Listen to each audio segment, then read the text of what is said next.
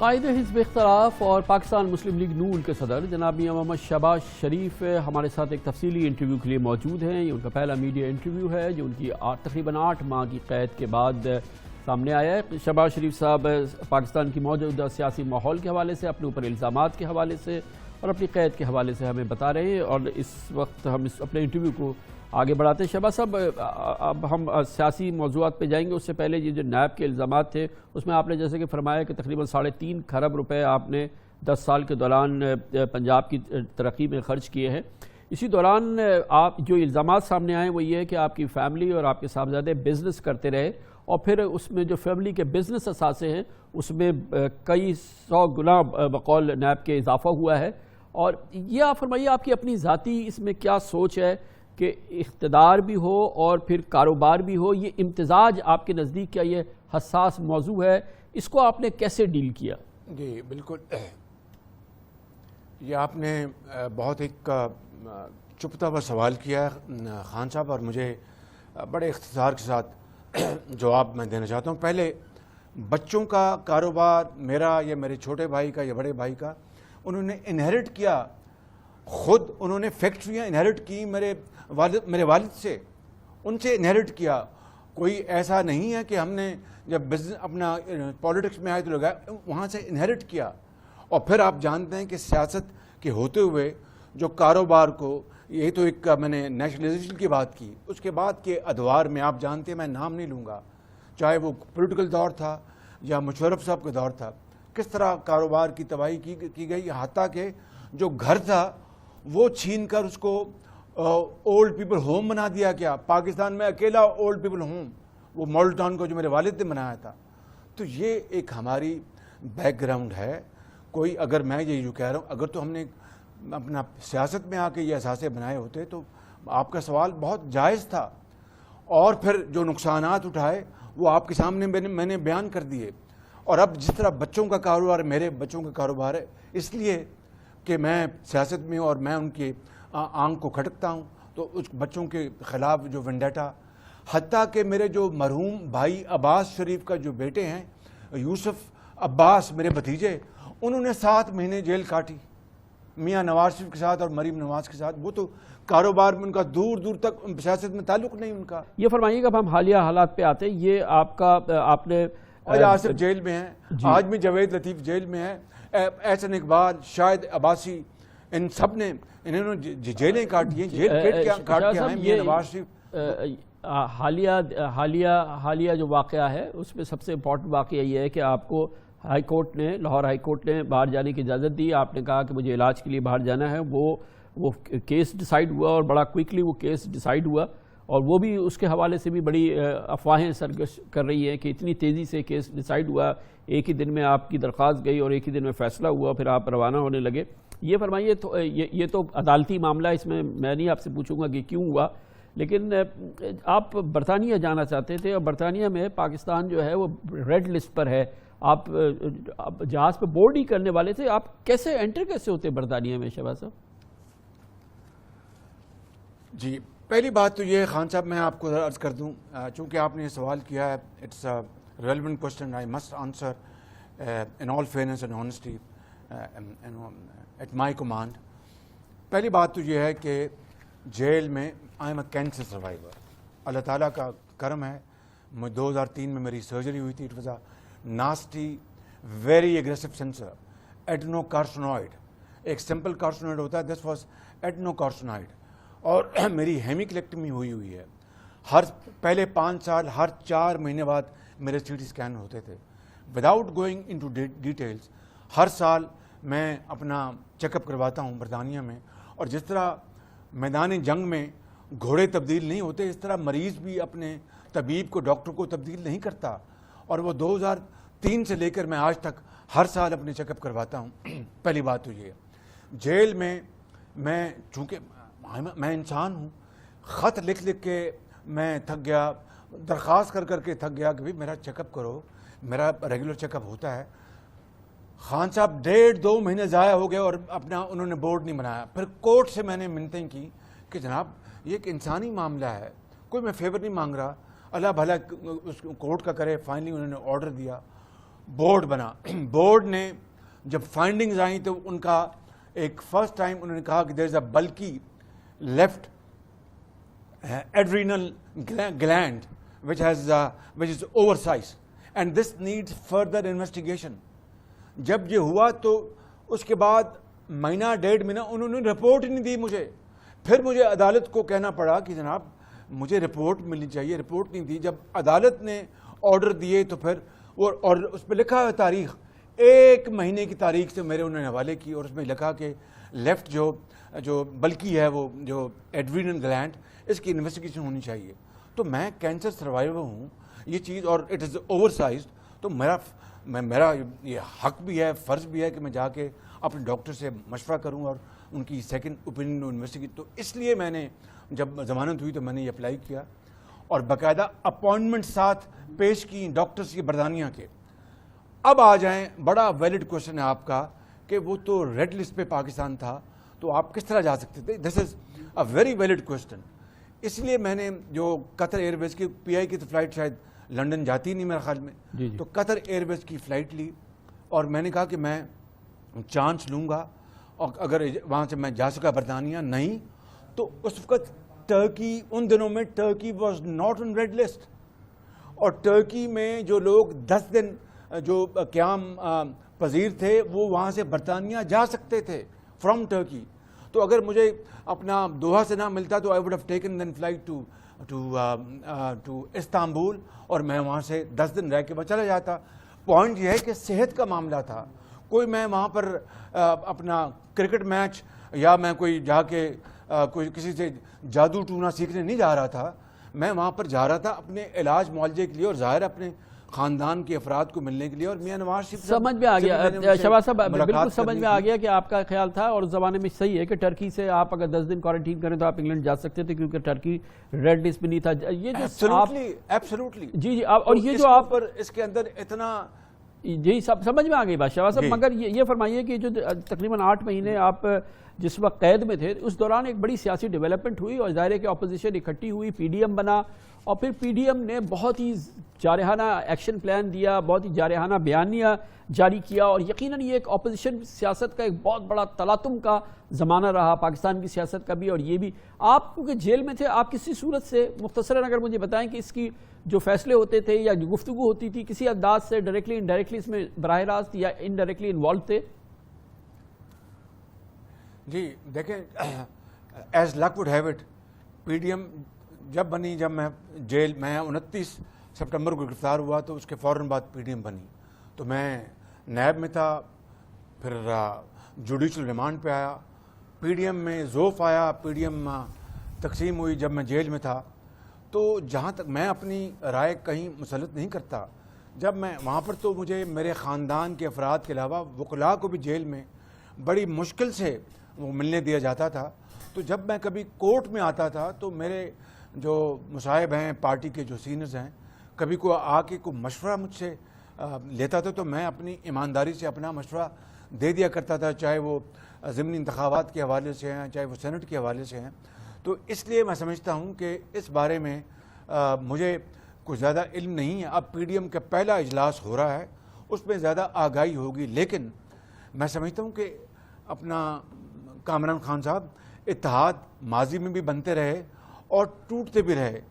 9 ستاروں کا اتحاد ہوا, آپ جانتے ہیں, قومی اتحاد. جی شہباز صاحب, یقیناً اب میں اسی کو ذرا یہ پوچھنا چاہتا ہوں کہ اسی تجربے کی جس کی آپ بات کر رہے ہیں, ماضی کی بات کر رہے ہیں, تو یہی ایک بار پھر یہ ایکسپیرینس ریپیٹ ہوا اور تمام جو اینالسٹ تھے, ہم جیسے لوگ خاکسار, ہم سمجھتے تھے کہ یہ کیسے یہ گاڑی چلے گی, اور یہی ہوا کہ زرداری صاحب اور نواز شریف صاحب کی حکمت عملی, ان کی سوچ, اس میں وہی جو کاٹ ہوتی ہے جو پہلے نظر آئی تھی وہ یہاں بھی نظر آئی, اور اس کے بعد جو ہوا یہ ایک ہسٹری ہے. تو کیا آپ ہوتے تو اس چیز کو کسی مختلف طریقے سے ڈیل کرتے, یا جب آپ نے جیل میں اس صورتحال کو دیکھا تو آپ کی کیا کیفیت تھی؟ گزارش یہ ہے خان صاحب کہ سیاسی جماعتوں کے لیڈران کے جو رشتے ہوتے ہیں وہ ہی رانجھے کی مانند نہیں ہوتے, ان میں اتار چڑھاؤ آتے رہتے ہیں. یہ ماضی ہماری تاریخ گواہ ہے. میں نے آپ کو 2 مثالیں دے دی ہیں کہ وہ اتحاد بنے, وہ ٹوٹ گئے, متحارب گروپ تھے. تو اگر آج یہ پی ڈی ایم تقسیم ہوئی ہے تو دیکھیے پہلی بات یہ ہے کہ کوئی پارٹی پی ڈی ایم میں اکیلی مجاز نہیں ہے کوئی فیصلہ دینے کی، نکالنے کی یا رکھنے کی۔ پی ڈی ایم کا ایک منشور ہے، مولانا فضل الرحمان صاحب اس کے امیر اس کے صدر ہیں، اور پھر 10 پارٹیاں تھیں، اب 8 ہیں، تو ان کی مشاورت سے فیصلے ہوتے ہیں۔ اب اگر پی ڈی ایم اپنے اصلی حالت میں نہیں رہا تو میں سمجھتا ہوں کہ ہمیں اب بجٹ آ رہا ہے اور بے شمار اپنا قومی چیلنجز ہیں، اس حکومت کی بدترین جو پرفارمنس ہے اس کو ہم نے ایکسپوز کرنا ہے حقائق کے ساتھ، ان کا ضمیر جھنجھوڑنا ہے۔ یہ دن رات مجھے خوف آتا ہے کہ جب ہم ریاست مدینہ کی بات کرتے ہیں، وہ تو ایک ایسا ایک وہ نظام تھا کہ میں سمجھتا ہوں کہ اس کے اوپر اگر اپنا عمل کیا جائے تو دین اور دنیا انسان دونوں کما لے، تو لہٰذا احتیاط کے ساتھ ہمیں ریاست مدینہ کا نام لینا چاہیے۔ آپ دیکھیے کووڈ کا یہ تھرڈ حملہ ہے پاکستان میں، تھرڈ، اور لیکن مارچ 2000 شہباز صاحب تھوڑے سے ڈسٹریکٹ ہو رہے ہیں، تو پی ڈی ایم تو اب اس انداز میں ہے نہیں، میں پی ڈی ایم پہ آتا ہوں۔ دیکھیے کہ پارلیمان میں مجھے باقاعدہ لیڈر آف دی اپوزیشن منتخب کیا گیا ہے، اور یہ تمام اپوزیشن پارٹیز نے مہربانی کی، اللہ تعالیٰ کے فضل و کرم سے مجھے میاں صاحب نے نامنیٹ کیا، اور تو میرا یہ پارلیمانی میرے فرائض میں شامل ہے کہ میں تمام پارلیمان کے اندر جو اپوزیشن کی پولیٹیکل پارٹیز ہیں ان سے باقاعدہ ہم مشورہ کریں، مشورے کے ساتھ ہم لائحہ اختیار کریں اور ایک پیج پہ آئیں، چاہے وہ بجٹ ہے، چاہے وہ کووڈ ہے، چاہے وہ فورن پالیسی ہے، چاہے وہ کشمیر ہے، چاہے وہ پیلسٹائن ہے، چاہے وہ سی پیک ہے۔ یہ ہم انشاءاللہ اگر پی ڈی ایم میں اگر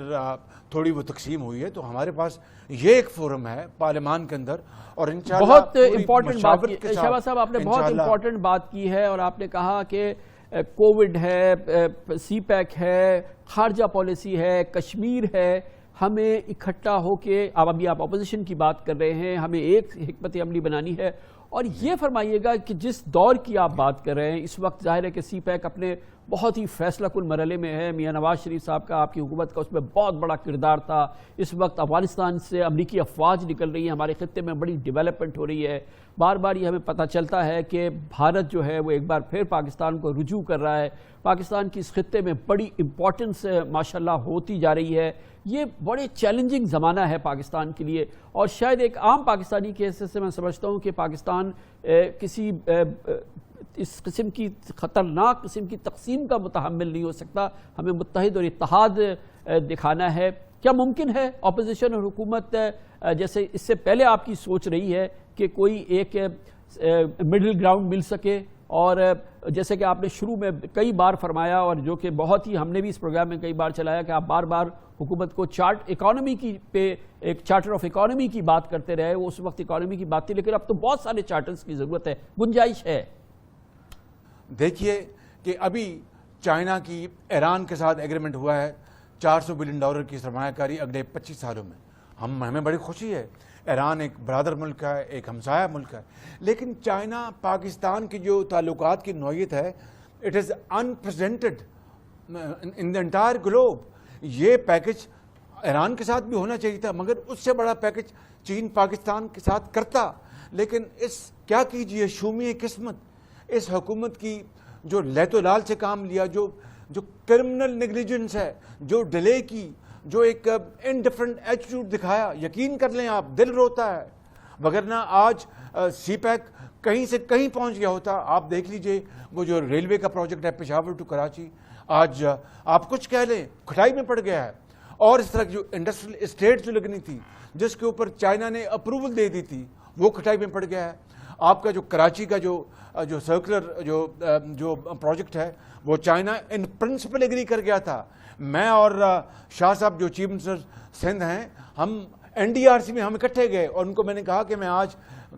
پنجاب کے لیے نہیں آیا، میں آج سندھ کے لیے آیا ہوں، یہ مہربانی کر کے آپ اس منصوبے کو منظور کریں، اور اس دورے میں منصوبہ ان پرنسپل اپروو ہو گیا۔ لیکن جس طریقے سے ہم نے سی پیک کو ہینڈل کیا ہے، میں زیادہ بات نہیں کرنا چاہتا کیونکہ یہ اپنے گھر کی بات ہے۔ اب آ جائیں کہ کہ افغانستان کو لے لیں. اب افغانستان میں امریکہ کی فوجوں کا ڈرا ڈاؤن ہو رہا ہے, انخلا ہو رہا ہے بڑی تیزی کے ساتھ, اور اس میں پاکستان کا ایک بہت کلیدی رول ہے. انہوں نے بہت دوحہ ٹاکس میں پاکستان نے بڑی, میں سمجھتا ہوں کہ آپ نے ہیلپ کی ہے. لیکن what is good for Afghanistan must be good for Pakistan and vice versa. اب اگر جو طالبان اور جو جناب اشرف غنی کے درمیان انٹرا افغان ڈائلاگ نہیں ہوتے کسی بھی وجہ سے, اور خدا نخواستہ وہ سٹال ہو جاتے ہیں کسی بھی وجہ سے, it will be very very injurious not only for Afghanistan, Pakistan it will be very injurious for حیث Pakistan as قوم well. ایک متحد پاکستان ان تمام چیلنجز کو جو کہ ہماری بقا سے جڑے ہوئے ہیں, سی پیک ہے, افغانستان کے معاملات ہیں, ہمارے پڑوسیوں کے ساتھ تعلقات ہیں, ان تمام معاملات میں کیا ہم اکٹھا ہو سکتے ہیں؟ ایبسلوٹ, اس کے بغیر گزارا نہیں ہے. خان صاحب میری بات سن لیں, آج ہندوستان G20 کا ممبر ہے. کتنی مجھے بڑی تکلیف ہے کہ بھئی ہم پاکستان مارز وجود میں آیا کہ اس نے لیڈ کرنا تھا, not only in the community of Islamic nation but community of global nations. اور آج بنگلہ دیش جس کو ہم نے بوجھ سمجھ کے اتارا, ان کی جو ایکسپورٹس ہیں وہ 40 بلین کو وہ ٹچ کر رہی ہیں, ان کی جو GDP جو ہے وہ ان کی شرح وہ ہم سے زیادہ ہو. کتنے افسوس کی بات ہے افغانستان کی جو کرنسی جو ہے وہ ہم سے ہم سے مضبوط ہو. کتنے افسوس کی بات ہے خان صاحب. میں بطور پاکستانی میرا دل کیا خون کے آنسو روتا ہے. ایک حکمت عملی ہو کیا سکتی کیجئے, ہے 72 سال گزر گئے ہیں پارلیمنٹ کی ان کلیدی معاملات کے حوالے سے؟ شہباز صاحب, یہ پارلیمنٹ کو تالا لگا دیا, حتیٰ کہ اب کانسٹیٹیوشنل امینڈمنٹ جو ہے وہ آرڈیننس سے ہو رہی ہیں. کبھی آپ نے سنا تھا ہر دور میں آپ آرڈیننس آتے تھے, کوئی شک نہیں, لیکن اب تو پارلیمنٹ کو تالا لگ گیا ہے اور لیڈر آف دی اپوزیشن کو کا مائک بند کر دیا جاتا ہے اور آرڈیننس کے ذریعے دن رات اس کی فیکٹری بنی ہے پریزیڈنٹ ہاؤس میں. اس طرح پاکستان نہیں آگے بڑھے گا. خدارا ہمیں اپنی ذاتی ذاتی اختلافات سے اوپر بڑھنا ہوگا. یقین کر لیں آپ میری, میں آپ بات کر رہا ہوں not as president of Muslim League N, I am talking as a Pakistani, کہ اگر ہم نے اس کو صحیح معنوں میں ایک سوشل ویلفیئر اسٹیٹ بنانا ہے جس کے لیے لاکھوں مسلمانوں نے اپنا خون کا نذرانہ دیا, آج ان کی روحیں قبروں میں تڑپ رہی ہوں گی. اگر ہم نے ابھی 72 سال بعد اگر ہم نے اپنا انداز نہ بدلا اور امانت دیانت کو اپنا شعار نہ بنایا, اور اگر اتحاد اور یکجہتی کو اپنا اوڑھنا بچھونا نہ بنایا, تو پھر خاکم بدہن, پھر تاریخ میں ہمارا نام موجود نہیں ہوگا. لیکن اگر ہم نے ہوش کے ناخن اب لیے اور اپنے اختلافات کو بھلا کر اور ایک یکجاں دو قالب ہو کر ایک مٹھی کی طرح اگر ہم نے دن رات محنت کی, تو نہ صرف وہ جو فاصلے جو بہت بڑھ گئے ہیں ان کو ہم سمیٹ لیں گے. We will also not only compensate for the losses of the past, but we will have gains of. بہت دلچسپ